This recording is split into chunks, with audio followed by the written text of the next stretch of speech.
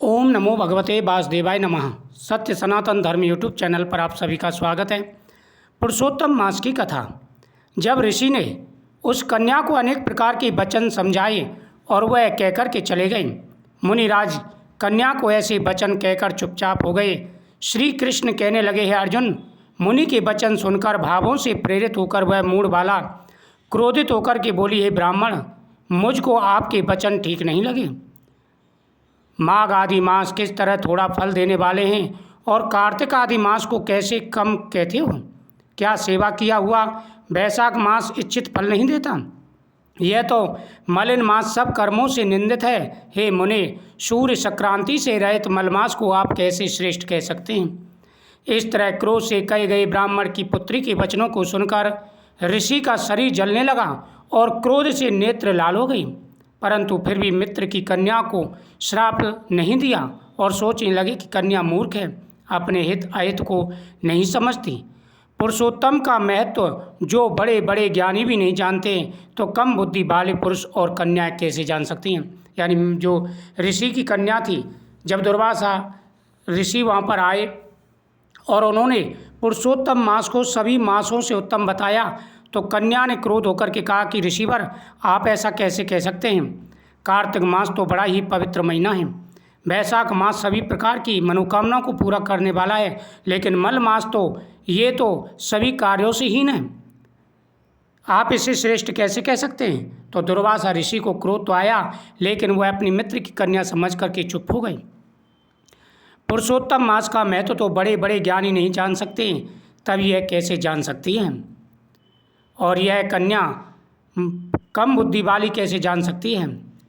यह बिना पिता की कन्या दुख रूपी अग्नि से सुलगती हुई मेरे अत्यंत उग्र श्राप को कैसे सहन कर सकेगी? ऐसे उत्पन्न हुए क्रोध को कृपा से दूर करते हुए और स्वस्थ होकर व्याकुल कन्या को कहने लगे, हे बाले, तू मेरे मित्र की कन्या है, इसलिए तेरे पर मेरा कोई कोप नहीं। जैसा तेरे निर्भाग्य मन को हो वैसा ही कर, और भी जो कुछ होने वाला है सो सुन मैं कहता हूँ। तूने जो पुरुषोत्तम मास का अनादर किया है, इसका फल इस जन्म में या अगले जन्म में अवश्य होना होगा, क्योंकि व्यक्ति को कर्म का फल अवश्य भोगना पड़ता है। क्योंकि तेरा पिता मेरा मित्र था, इसलिए तुझको श्राप नहीं देता हूँ कि तू बालक है, अपने शुभ तथा अशुभ को नहीं पहचानती। तेरा कल्याण हो, मैं तो नारायण की सेवा में जाता हूँ। श्री कृष्ण कहने लगे। ऐसा कहकर वह महाक्रोधी तपस्वी मुनि झटपट चले गए और उसी क्षण वह कन्या पुरुषोत्तम के अनादर से कांतिहीन हो गई और मन में विचार करने लगी, तत्काल फल देने वाले पार्वती पति श्री शंकर की आराधना करूंगी। ऐसा निश्चय कर अपने मन में वह तपस्या की इच्छा कर महान तप करने लगी। सूत जी बोले, वह बाला प्रबल मुनि के वचनों को निंदित कर तथा बहुत फल वाले विष्णु और ब्रह्मा को छोड़ अपने वन आश्रम में केवल शंकर की सेवा करने लगी। नारद जी बोले, हे मुने, सब मुनियों से भी कठिन ऐसा कौन सा तप उस बाला ने किया, सो हमसे कहिए। तब नारायण बोले, वह बाला सनातन शिव का अत्यंत उग्र तप करने लगी, जिनके सर्पों के आभूषण नंदी भृंगी से सेवित 24 तत्वों और तीनों गुणों से स्तुत किए गए महा 8 सिद्धियों और प्रगति पुरुषस्तु और जटा मुकुट से शोभित भाल में चंद्र ऐसे शिव को उद्देश्य करके वह बाला ग्रीष्म ऋतु में सूर्य में पंचअग्नि में स्थित हो दुष्कर तप करने लगी। यानी गर्मी के मौसम में जहाँ पर सूर्य तेज तप रहे थे, ऐसे में अपनी तरफ पंचअग्नि जलाकर तपस्या करने लगी। हेमंत तथा शिशिर ऋतु में ठंडे जल में, यानी सर्दियों में ठंडे जल में स्थित होकर मुख के ऊपर इस तरह दिखाई देता रहा, ऐसे जल के ऊपर कमल शोभायमान होता हूँ। यानी सर्दियों के मौसम में गर्दन तक पानी में खड़े होकर के वह तपस्या करने लगी। उसका ऐसा उग्र तप सुन इंद्र महाचिंता को प्राप्त हो गई। हे अर्जुन, सब देवताओं और महामुनियों को सराहना योग्य ऐसे उग्र तप में प्रवृत्त हुए ऋषि कन्या को 9000 वर्ष बीत गई। फिर पार्वती सहित शंकर ने उसके तप से प्रसन्न होकर अपना अगोचर रूप दिखाया। उस रूप को देखकर वह कन्या झटपट खड़ी हो गई, मानो उसकी देह में प्राण आ गए हों। तब से उसका शरीर जो दुर्बल हो गया था मानो हष्ट पुष्ट हो गया हो। उस बाला ने नम्र होकर शंकर जी को प्रणाम किया और विश्ववंदित श्री शिव जी का पूजन किया। हे राजन, जब उस मेधावी ऋषि की तपस्वी पुत्री शंकर जी की स्तुति कर शांत हो गईं, तब महाउग्र तप से उसका किया हुआ स्रोत सुन सदा से बोले, हे तपस्विनी, तेरा कल्याण हो, मनवांछित वर मांग।